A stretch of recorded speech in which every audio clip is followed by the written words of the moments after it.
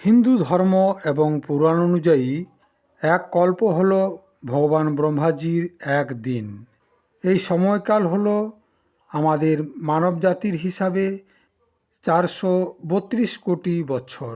হিন্দু জ্যোতির্বিদ্যা এবং পুরাণে বলা হয়েছে যে এক মহাযুগ হল 43,20,000 বছর, আর 1000 মহাযুগ হলো এই কল্প, আর এক কল্প হলো 1000 মহাযুগের সমান। অর্থাৎ সত্য, ত্রেতা, দ্বাপর এবং কলি, এই 4টি যুগ মিলে হয় এক মহাযুগ। আর এই এক মহাযুগ হলো সত্যযুগে 17,28,000 বছর, ত্রেতা যুগ 12,96,000 বছর, দ্বাপর যুগ হলো 8,64,000 বছর, কলিযুগ হলো 4,32,000 বছর, সব মিলিয়ে 43,20,000 বছর। বর্তমানে আমরা কলিযুগের শ্বেতবরাহ কল্পে চলছি। এটি বিষ্ণু পুরাণ এবং ভাগবত পুরাণ সহ বিভিন্ন পুরাণে উল্লেখ আছে। আমরা বর্তমানে ব্রহ্মার জীবনের 51তম বর্ষে চলছি। এই 51তম বর্ষের প্রথম দিনের নামই হলো শ্বেতবরাহ কল্প। এই কল্পের মধ্যে বর্তমানে চলছে বৈবস্বত মন্বন্তর, আর সেই মন্বন্তরের মধ্যে চলছে 28তম মহাযুগের কলিযুগ। অর্থাৎ পুরাণীয় গণনা অনুযায়ী আমরা ভগবান ব্রহ্মাজির 51তম বৎসরের শ্বেতবরাহ কল্পের 7ম মন্বন্তরের 28তম মহাযুগের কলিযুগে রয়েছি।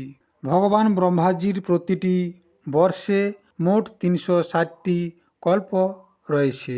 আমাদের বিভিন্ন ধর্মপুরাণ এবং বৈদিক জ্যোতির্বিদ্যায় যে উল্লেখ আছে, প্রতিটি মন্বন্তরের অধিপতি হলেন একজন মনু। মন্বন্তর শব্দের অর্থ হল মনুর শাসনকাল। এক কল্পে 14টি মন্বন্তর হয়, আর প্রত্যেক মন্বন্তরের একজন মনু হয়। সেই 14 জন মনুর নাম হল: প্রথম স্বয়ম্ভুব মনু, দ্বিতীয় সারচিস মনু, তৃতীয় উত্তম মনু, চতুর্থ তামস মনু, পঞ্চম রৈবত মনু, ষষ্ঠ চাক্ষুষ মনু, সপ্তম বৈবস্বত মনু, যা বর্তমানে চলছে, অর্থাৎ আমরা বৈবস্বত মনুতে বাস করছি। অষ্টম সাবর্ণী মনু, নবম দক্ষ সাবর্ণী মনু, দশম ব্রহ্ম সাবর্ণী মনু, একাদশ ধর্ম সাবর্ণী মনু, দ্বাদশ রুদ্র সাবর্ণী মনু, ত্রয়োদশ দেব সাবর্ণী মনু এবং চতুর্দশ হল ইন্দ্র সাবর্ণী মনু। বর্তমানে আমরা 7ম মন্বন্তর অর্থাৎ বৈবস্বত মন্বন্তরে রয়েছি।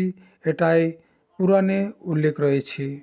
আমাদের ধর্মশাস্ত্র অনুযায়ী ভগবান ব্রহ্মাজির সম্পূর্ণ পরমায়ু হল 100 ব্রহ্ম বৎসর। এটি মানব বছরের হিসাবে অত্যন্ত বিশাল সময়।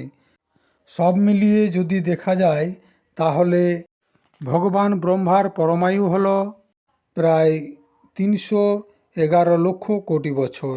অর্থাৎ প্রত্যেক সৃষ্টির 311 লক্ষ কোটি বছর পর প্রতিবার এক মহাপ্রলয় ঘটে।